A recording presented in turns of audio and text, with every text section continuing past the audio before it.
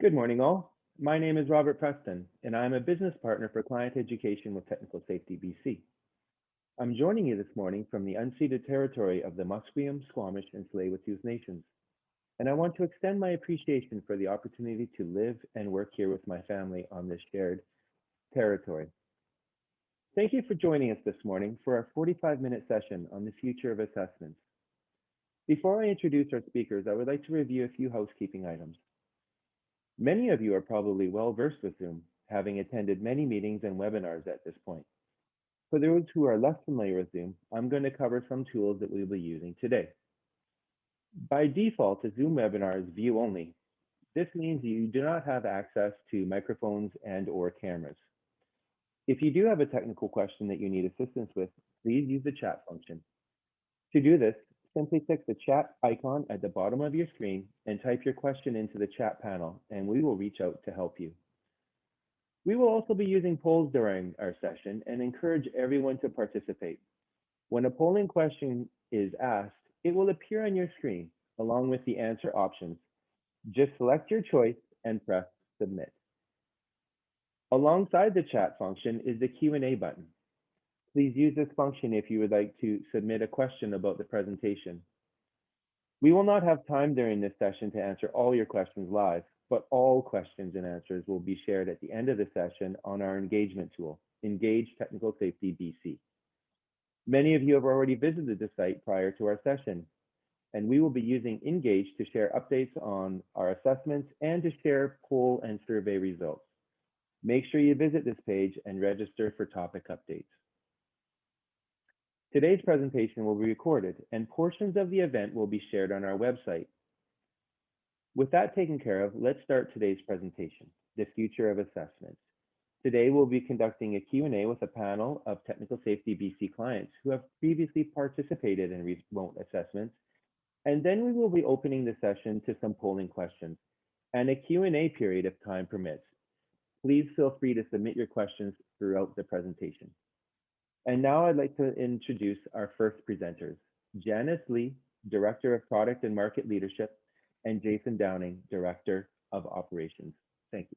Good morning, everyone. Nice to see some familiar names on the panel. And for those that we haven't met, welcome. I am fortunate enough to join you from central Vancouver Island on the unceded territories of the Wiyake, Wiwaikum, and Comox nations, where I get to work, live, play, and raise my family. So as many of us know, COVID-19 pushed Technical Safety BC and our clients to rapidly adapt and operate in new ways, and our operational resilience was tested like never before. As we juggled these range of priorities and challenges, including how we do our part as an organization to support the public health efforts during a pandemic. The positive side of all of this is that these events allowed us to supercharge our efforts in expanding our reach and presence. Remote assessment is a tool that we had hoped to bring online in the next couple of years, but we were able to get it up and running quickly, due in no small part to our clients and safety officer adaptability. We were able to quickly take the digital information, including photos, videos, and live video conferencing, to be able to assess work and help clients find a way to achieve compliance and a safe installation or alteration on their work sites. We also know that for a number of years now, safety officer teams and clients have shared information digitally, whether that be text, FaceTime, Skype, etc. I'm probably missing many of the applications that my children probably know better than I. But that systemically, we were not set up to be able to, or in our system, I should say. In a matter of weeks, we quickly changed our system to be able to track assessments that were remote, physical, or system assessed. Through this, we also learned a lot in conducting remote assessments. We learned that its applicability is not in every type of assessment, and that is one of many tools that we have available to us. For example, large sites where hundreds of pictures would be needed to be taken or sent is not likely the best use of our clients or our time. Conversely, we know now that certain inspection types, such as certain rough-ins or re-inspections, have provided value to clients. On the latter, for instance, re-inspecting remotely can save both the client time and money. Remote assessments also allow us to expand our reach in difficult to reach or far from the nearest urban center. In this way, remote assessment has helped us in getting more equitable oversight throughout BC, no matter where you are and the travel conditions that day to get there. I often think, originally being from Prince George, Atlin in January was often a difficult place to reach on some days. Part of the reason why we are talking about the future assessments today and not just remote assessments, that we've learned with the help of many of you on this call, that not unlike when undertaking a project in, say, woodworking, we need the right tool at the right time in the right place. We foresee a post-pandemic world that will see us use a variety of avenues to ensure safe technical systems everywhere. I'll now pass to my colleague, Janice Lee, to expand further. Thank you, Jason. Good morning, everyone. As Jason stated, assessment continues to be a very important tool from an oversight perspective. And as an organization, we recognize it's one of our key services that we provide to our clients across the province. We all had to adapt very quickly due to COVID and recognize that our current remote assessment experience is not an optimal one. And there are specific types of assessments where it is really not suitable. I do want to take this opportunity to appreciate and thank our clients for their patience and commitment as they continue to work with us as we all continue to adapt in these challenging times. We all continue to learn and adjust our processes through listening to our clients and our safety officers. We do this through interviews, surveys, and analyzing some of our assessment data with the goal of improving the overall end-to-end experience for assessments for our clients. We recognize we still have a lot of work to do, as we believe that remote assessment is a tool that is part of an oversight toolkit. And the work ahead of us is to understand where it can be best utilized to the benefit of our clients and to the safety system. A key part of that work is listening deeply to our clients to understand their pain points and to identify opportunities where we can improve client experience and provide client value. In this session, you'll hear from 3 of our clients about their remote assessment experience, and audience members will also be polled towards the end of the session to gather further feedback. I want to assure you that this is not the only session where we have an opportunity to get feedback from our clients. We are deeply committed to continue to actively listen to our clients with the goal of overall improving the end-to-end assessment experience for our clients. Thank you. Over to you, Robert. Thank you, Janice and Jason, for that background and vision for the future of assessments. I would now like to welcome Gabriel Lim, product leader, to kick off our Q&A session with our client panelists. Thank you, Robert. Good morning, everyone, and thank you for taking time out of your day to attend our breakout session. Over the past year, we've been listening to client feedback with regards to remote assessments, understanding their pain points, and have been making incremental improvements to the remote assessment process. And this year, we will continue our dialogue with clients. And we're fortunate enough that today, there is no group of people who are better suited to sharing their insights than real clients who have actually participated in many remote assessments with Technical Safety BC. With that said, I would like to introduce our guest panelists, Lori Parker, Director and Operator of Creative Energy, Tony Violette, owner of Tall Crane, and Christopher Weed, owner of Primus Electric. Thank you all for joining us today. Thanks for having me. Thank you. Hi. Awesome. I'll start with you, Lori. Hi, Lori. How are you doing? I'm great. Thanks. Thanks for having me. Great. In our previous conversations, you mentioned that your KPI is 100% reliability, and any shutdown would be catastrophic, meaning that buildings, would have to go without power. Since the pandemic began, roughly how many remote assessments have you completed with this? And in your opinion, what has worked well and what hasn't? Well, as you can see by the screenshot behind me, our STEAM system needs to supply over 200 buildings in the downtown Vancouver area. So yes, 100% reliability and uptime is paramount. St. Paul's Hospital is one of our key customers. Since the pandemic started, we've undertaken a good number of our assessments remotely. We have had a few in-person site visits by our boiler inspector, but this is something that's not new to us. We regularly have remote assessments with our safety inspector, but that's based on years of trust and relationships that have been built and a management plan and maintenance plan that has been well received and overseen, I guess, in general by that boiler safety inspector. The pros of having a remote assessment, there certainly are a great number of them. The ability of us to just take care of things in a timely manner without waiting for somebody to have to come by and schedule a visit and other things around that certainly speed up the process. But the cons, I think, as a person who wants to have a safety inspector's involvement are also there. We don't have that feedback from a safety inspector who's had a chance to look at our site and offer constructive criticisms or identify things that we're doing well.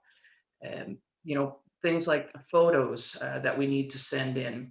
While I may be able to send in a very good photo, I don't necessarily know exactly what that boiler inspector needs to see and at what detail that person may want to see it at. Do they want an angle from somewhere else? So there are pros and there are certainly cons to a remote assessment. Thank you, Lori. And I'm sure that the pros and cons you shared are shared with many of our clients. Hi, Tony. Hi. Your company, you look fantastic today. By Thank you. You too. Yeah. Your company, in our conversations, you're one of the leading construction hoist contractors in BC. Same question to you. Roughly how many remote assessments have you been on? And, in our previous conversations, you mentioned that at the beginning, there was a ramping up period in regard to the remote assessments, but now the team have adjusted to that change. What were some of the pain points early on, and what has worked well in the space for you now? Sure. Yeah. Hi. Thank you for having me. Yeah, we've done hundreds, literally, of inspections, anywhere from sort of 1 to 3 a day. And certainly it has gotten better. I think as we talked before, the amount of time we're spending right now is more than it was in the past with in-person assessments. But that is getting better, and we're hoping that for us, we're doing repetitive inspections. So a typical job will have an average of 5 to 10 inspections rather than 1 or 2, and it could be as high as 15. So when you have to do a variance over and over again 15 times, that becomes repetitive. The same pictures for keepers or floor gaps on certain floors. So if we could streamline that process so we're not duplicating as much, that would be very helpful for us.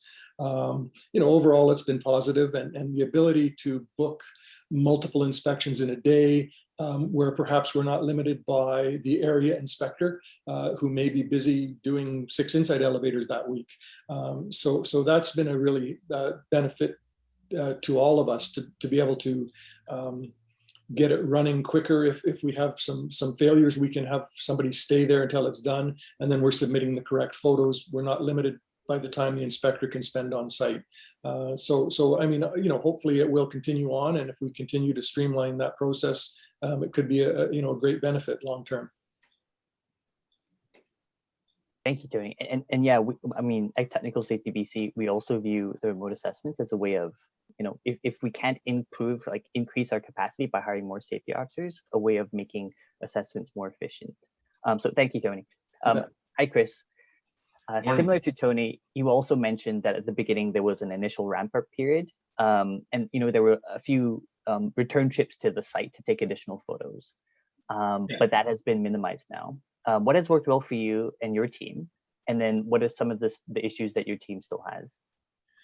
Well, what worked well for us was it gave us an opportunity to implement some better tracking procedures on our jobs, and so we had been working to implement just regular photographs for our projects and installations, and this kind of just gave us a little bit of force to make sure that the guys were actually following through with that, as now it's a technical safety requirement rather than just what the boss wants. And so that has worked really well for us. We've seen an improvement overall with quality control. Just people seem to be taking better pride in their work because now they have to photograph it and submit it. And so it's been a bit of a win in that regard. As far as pain points, I don't know that we have any at this point anymore. We've kind of worked them out. So I think that there's still room to grow on the TSBC side of things. I think that there's some streamlining for the whole process that could be implemented, but there's time for that yet. Awesome. And thank you, Chris. You've been one of the, from hearing from safety officers, you've been really good at keeping up the, the relationship with that remote assessment process. You did mention to me, however, a fill in the blank approach to submitting some photos. And I thought that was really interesting as a way for us to improve our process. Could you elaborate a little bit more on that? Well, one of the thoughts, I mean, at the time it was just a brief idea, but if there was an opportunity to have TSBC set up on their website or in their app, just like, as an electrical contractor, then we have the certain checkpoints for if you're going to do a service connection assessment, then submit photos for including this, and this. For rough-in assessment, make sure that there's photos showing these things, and then we can upload the appropriate photos to exactly those tabs, and it just streamlined I think probably even the inspection process for the inspectors. Something else that could be incorporated into that would be just from a technical safety standpoint, you have all of the analytics showing exactly what the common fail points are. And so show us, for a service connection assessment, photos of these fail points just to make sure that they've been double checked. I think that the photos and remote assessments have provided a really good opportunity for guys to just be double checking their work. And so if they're being given the common fail points by TSBC to be double checking specifically for those things, then I think that the overall mandate for TSBC would be better met, because it's not to see contractors fail, it's to provide safe installations for the public. Yeah, I think that's great, Chris. Thank you so much for sharing. Lori, you mentioned earlier that one of the biggest pain points that you feel is, kind of the idea of what a good photo looks like, whether it's the angle or the distance. What is that in your example, the boiler safety officer? In your opinion, what can Technical Safety BC do to improve that part of the assessment for you? Yeah, great question, Gabe. I think there could even be, on the website, some examples. There certainly could be a shot of, in our case, what they want to see in a steam drum or in a furnace or around a burner, as an example, and what angle they would like. Much like Chris has suggested, even just sort of a template of what that picture might need to show, and that it'll be a learning curve, and perhaps even Technical Safety BC could have some sort of an educational seminar on that hosted by different boiler inspectors. Those folks are the ones that know what they want to see. I like the idea of a template for a remote assessment, so that we can provide to those inspectors exactly what they need to see. As much as I may think this photo may be valid, they may have another opinion, and while they will use that in the overall inspection, that they may need to then respond back to me and say, no, I need something with a different angle, or coming from, need more light, whatever the case may be. Yeah, great. Thanks for sharing, Lori. I do see we're running out of time, so I'm just going to skip over a couple of questions. But Tony, just on you, kind of last words. Sure. How has remote inspections benefited your particular business? And then where do you think the future opportunities are, and what areas of concerns do you have? Sure. Yeah. I mean, we've really like the ability to book that multiple inspections in a day. I mean, it's not uncommon for us to do 3 separate site inspections in a day. And the ability to do that has been very beneficial for us. You know, I would like to potentially see random checks, you know, just as a check and balance to know that we're doing it right, that everybody's playing at the same playing field or level playing field. That would be sort of something I'd like to see. Yeah, no, we think, I think it's a good way to go. Obviously, as a licensed elevator contractor, you have a responsibility to do it right, whether the inspector's there or not. So we should all be able to trust each other in some respects.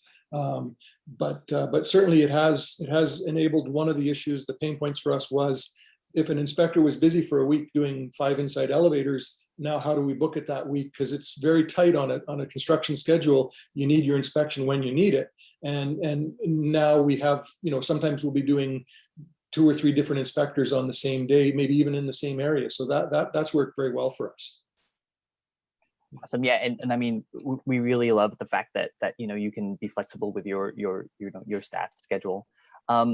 So I mean, last question, last but not least, Chris. You mentioned earlier that remote assessments helped improve the training and pass rate of your mechanics.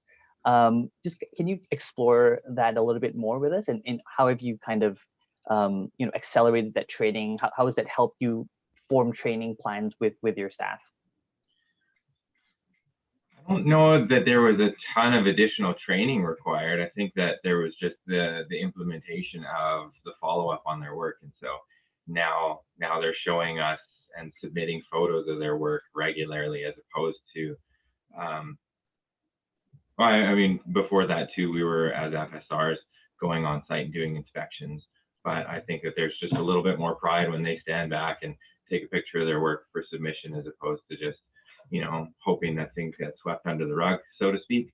Obviously, we have a pretty good record for pass rates anyway, but I think that things started to improve just because people were double checking themselves more often. So we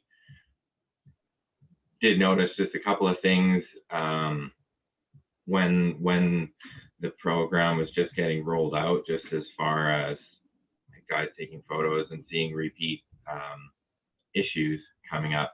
And so we're getting them to fix those kind of things. And so just even that simple repair opportunity before submitting any photos, and that also just helps improve their installation quality. Awesome. Yeah. Thanks, Chris. And we are running out of time, so I would like to thank, you know, Lori. Thank you so much for coming. Chris, your insights were great. And Tony, thank you guys so much. Yeah, thank you. Thanks. Thanks for having us. Thanks for having us. Thanks, guys. We would now like to receive feedback from our audience on remote assessments through a series of polling questions. The questions will pop up on your screen, and we'll take just a couple of minutes to allow you time to answer the polls. Please note that your answers are completely anonymous. Thank you all. Over to you, Jason and Janice. Thanks, Gabe. And again, thank you to Lori, Tony, and Chris for being our panelists and to share their candid feedback with us around their experience with remote assessments, the good, bad, and ugly, as we all like to say. Yeah, I think, you know, these polls are quite reflective of, you know, what obviously our panelists have just said, and also in terms of the feedback we've heard from our clients over the last year, that, you know, the experiences are mixed. There are some benefits and there are some real pain points. And I think the work ahead of us, as both Jason and I have talked about, is really about understanding where remote assessments actually make sense from a safety and a client experience perspective, and where it doesn't, and you know, how we look at the overall assessment experience from a client and also safety system risk perspective on, you know, like as Jason said, the right tool, the right time, the right assessment. And so we really appreciate, you know, the feedback, again, you know, very consistent around some of the pain points around, you know, labeling of photos and submissions. And again, those are the things that we will continue to focus on. Again, not just about remote assessments, but in terms of the overall assessment process, both physical as well as remote. Jason, is there anything you want to add to that? No, I think we could probably, we've got a few questions here, Janice, so perhaps we can start tackling a couple of those. Sounds good. I'll start because there's a couple of real quick ones. So I always like to get a quick one here first. So we have a question. Are we also doing video assessments? Yes, we will. In fact, we've used FaceTime, Skype, Google Meet, pretty much every variation over the last year that the client or the safety officer is comfortable with at the time. And this ties into probably the next big elephant in the room is around a app being created by us for remote assessments too. I'm guessing the question is related to upload pictures and the like. It is something we are working with our partners in IT. As an interim measure, we've recently debuted a feature where a safety officer can request photos with some details that an email is generated to that duty holder, and then they can upload in client portal. Now, that is not as phone friendly and probably more browser based, but it is something we are looking at this year and trying to integrate with our business transformation efforts. You would have heard George and Catherine and others speak to at the main session this morning. Yeah, and I'm happy to take also some questions here. I'm looking at the first question about, are there any efforts to be made to improve readability of regulations to better equip tradespeople and increase awareness of accessibility to the Safety Standards Act and regulation? Yeah, great question. I mean, that is definitely part of our key mandates is to be able to provide knowledge and where the areas are. As you know, we obviously have a learning center. Right now, we obviously have shifted online, but we have blended learning where we have a combination of full online as well as webinar blended learning where our safety officers are also present to answer any questions. We're always very interested to understand and learn what our clients are looking for. So I'm happy to feed that to our client education team. And Robert, who's our host, is actually also our client education business partner. And I know he's always very active in understanding what our clients are needing. So yeah, please feel free to provide us further feedback on details and feel free to connect with me directly or Robert to have a deeper conversation about some client education opportunities. I think I think another question is around, what about us returning back to in-person assessments, which, fully expect, that it is going to be blended in some way. I mean, when Jason and I introduced the session, it was very much about transforming assessments overall. I mean, with COVID, we all knew we had to stand up very quickly, and it's been clunky, and we have continued to try to improve the process. I think the work ahead of us is that, as the question says, there are cases where it is useful and beneficial, where it is more efficient for our clients, and not just for our clients, but for us or safety officers, perhaps areas that are of lower risk. So I think those are those opportunities as we kind of transition, hopefully out of COVID soon and get to a more normal state as the new normal is really being transparent and clear with our clients. And again, working with our clients to understand what the suitability and the client benefits. So what I can say that it is something we are continue to look at, and it is going to be blended. And so definitely more to come, and that client interaction and feedback is so important. And I know Jason also wants to add to that as well. Yeah, I mean, it's timely given this week's positive news from the Premier and Dr. Henry. So we will continue to follow all public health guidance to make sure both our clients and our employees are safe. It is something, even today we are conducting a large number of physical assessments. It's about a 50-50 split. And I suspect over the summer, we are developing guidance right now for our safety officers to have that blend even further back to physical assessments. We know that there are some assessment types that just work better in person. And I would stay tuned for that over the summer. Like other parts of society in BC, we are kind of bringing it back online and in a careful, methodical way. And of course, we'll continue to follow all public health guidance.